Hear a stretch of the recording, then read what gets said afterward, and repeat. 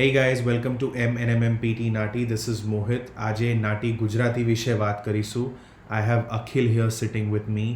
એમણે રિસેન્ટલી નાટી ગુજરાતીની એક્ઝામ આપી હતી અને બહુ જલ્દી બહુ ટાઈમસર એમનો સ્કોર આવી ગયો. એટલા માટે મેં એમને આજે અહીંયા ઇન્વાઇટ કર્યા છે કે ભાઈ આવો અને શેર કરો વિથ આર ગુજરાતી સ્ટુડન્ટ્સ કે તમે શું કર્યું કે તમારા ફર્સ્ટ અટેમ્પ્ટમાં આ એક્ઝામ ક્લિયર થઈ. બિકોઝ અકોર્ડિંગ ટુ મી આ એક્ઝામ ફર્સ્ટ અટેમ્પ્ટમાં ક્લિયર કરવી બહુ જ જરૂરી છે. Because if you can't do that you will end up wasting a lot of money and time, and that is why I'm extremely proud of him.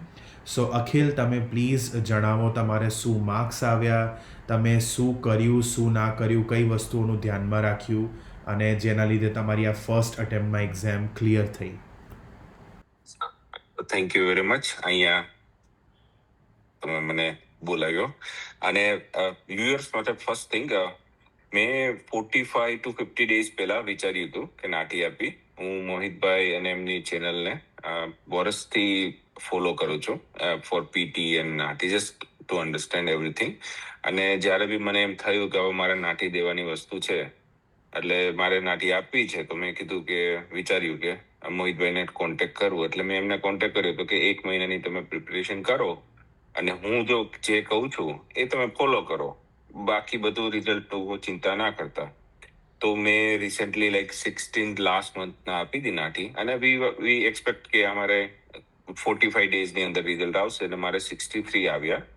હવે હું એક વસ્તુ કહું અહીંયા વ્યુઅર્સને, એમને ખબર ન હોય કે મેં પહેલો મેસેજ મોહિતભાઈને કર્યો હતો કે હું આ રિઝલ્ટ એમને ડેડિકેટ કરું. એવું નથી કે એમને કોઈ સારા માટે કે એમને કોઈ તમને લોકોને કહીને, પણ એટલા માટે કારણ કે મેં એક્ઝામ આપી હતી, મને 1% પણ ચાન્સ નહોતો લાગતો. કારણ કે હું થોડો વધારે ઓવર કોશિયસ માણસ છું, એટલા માટે મેં મારા વાઈફને બી કીધું હતું. તો મોહિતભાઈ એક વસ્તુ કીધું હતું કે અત્યારે એમને મૂકી દો, મારે પીટીમાં મારે ઓલરેડી 7 બેન્ડ હતા, મારે 8માં જવું છે. એટલે મેં એમને મેસેજ કર્યો હતો કે મારે હવે પીટી કરવું હતું, કે તમે નાટી ભૂલી જાઓ, હવે તમે પીટીમાં આવી જાઓ. આ બેકગ્રાઉન્ડ છે. હવે બે વસ્તુ છે. ફર્સ્ટ મેં શું કર્યું હતું, મેં સિમ્પલ એક જ વસ્તુ કર્યું હતું કે મોહિતભાઈ એમ કીધું હતું કે ડેઈલી પ્રેક્ટિસ, ડેઈલી ફીડબેક.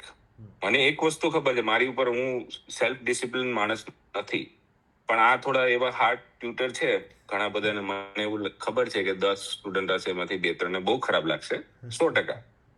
પણ એ મને ખબર પડી કે ડિસિપ્લિન અને આ વસ્તુમાં રહીએ તો એની હિસાબે થાય. હવે આનો જ એક પાર્ટ હું પછી લાસ્ટમાં કહીશ. બીજું કે એમણે જે વોકેપ દીધા હતા, મને એમ વિશ્વાસ હતો કે છે, પણ એમ બીજા ડાયલોગ આવ્યા. આમાં જે નાટી ખબર છે એને ખબર છે કે ડાયલોગ આવે, તો ડાયલોગની અંદર કોઈ બીજા ડાયલોગ આવ્યા તો બી એમાં એ જ વર્ડ્સ હતા, એટલે એક બી વર્ડ્સ બહારનો નહોતો.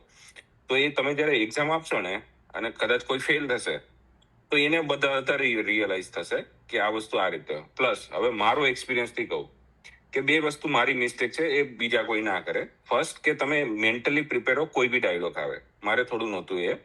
અને પ્લસ વોકેબને સ્ટીલ મોર રિવાઇઝ કરો. અને એક હજુ વસ્તુ એ કહેવાની હતી કે તમે ડેઈલી જો તમે પ્રેક્ટિસ અને ફીડબેક કરશો તો મને નથી લાગતું કે કોઈ બી વ્યક્તિ પ્રોપરલી કર્યું હશે તો ફેલ થશે. રોજ લેવાની ફીડબેક. અને મને લાસ્ટ ડે સુધી બહુ વ્યવસ્થિત ફીડબેક આપી હતી. અહીંયા કોઈને ના કહી શકું કે મોહિતભાઈ પર્સનલી ફીડબેક આપે કે આમાં ભૂલ છે, આમાં ભૂલ છે, અને લાસ્ટ સુધી. તો કઈ નહીં, આંખો વીંચીને એક વસ્તુ હું એક મારા બીજા આધ્યાત્મિક ગુરુ છે એને ફોલો કરું છું. આમાં ફોલો કર્યા હતા, પણ છતાં હજી એ બધાને એ જ એડવાઇસ આપી કે આને બ્લાઇન્ડલી ફોલો કરો. આ જે કે મોહિતભાઈ એ કરો, તમે પાસ થઈ ગયા, બસ, ધેટ્સ ઇટ. મને વસ્તુ બહુ ગમી, કારણ કે હું બહુ રિપીટ કરું છું એ વસ્તુ કે જે મેં કીધું એ કરો, જે મેં કીધું એ કરો, પોતાનું દોડાવશો નહીં. હું બહુ આ વસ્તુ રિપીટ કરું છું અને એનું કારણ એ જ છે કે જે વસ્તુઓ હું એઝ અ ટીચર જોઈ શકું એ સ્ટુડન્ટ ના જોઈ શકે. એવું નથી કે 100%. સ્ટુડન્ટને અક્કલ નથી, અમુક સ્ટુડન્ટ્સ મારા કરતાં પણ વધારે ઇન્ટેલિજન્ટ હશે, પણ એમને આની એટલી નથી નોલેજ જે વસ્તુની મને છે. એટલા માટે they have to listen to me, there is no option.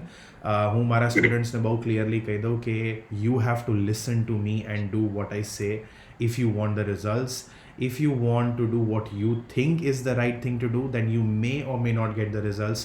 એ તમારા હાથમાં છે કે તમારે ચાન્સ લેવો કે નહીં, તમારે પૈસા બગાડવા કે નહીં.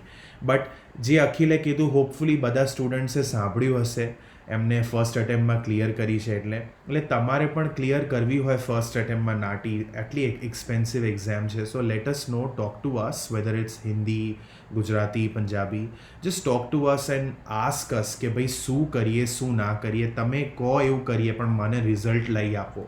That should be the mindset of a student rather દેન ચાલને થોડા આપણે $200 અહીંયા બચાવી લઈએ, જાતે કરીએ અને પછી ડિપ્રેસ થઈ જઈએ, ડીમોટિવેટ થઈ જઈએ અને પછી આવીએ, એવું ના કરીએ, right? And same goes for PT. Like I am pretty sure Akhil આવી જ સિન્સિયરિટી પીટીમાં રાખો, you will clear that as Agree. Well.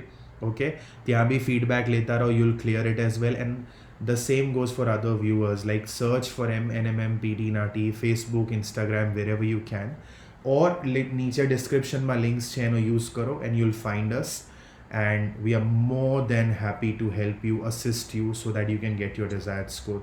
Thank you so much Thank you. Akhil for joining us, અને તમે Thank you so તમારી much. Journey share કરી, experience share કર્યો. Thank you so much for that.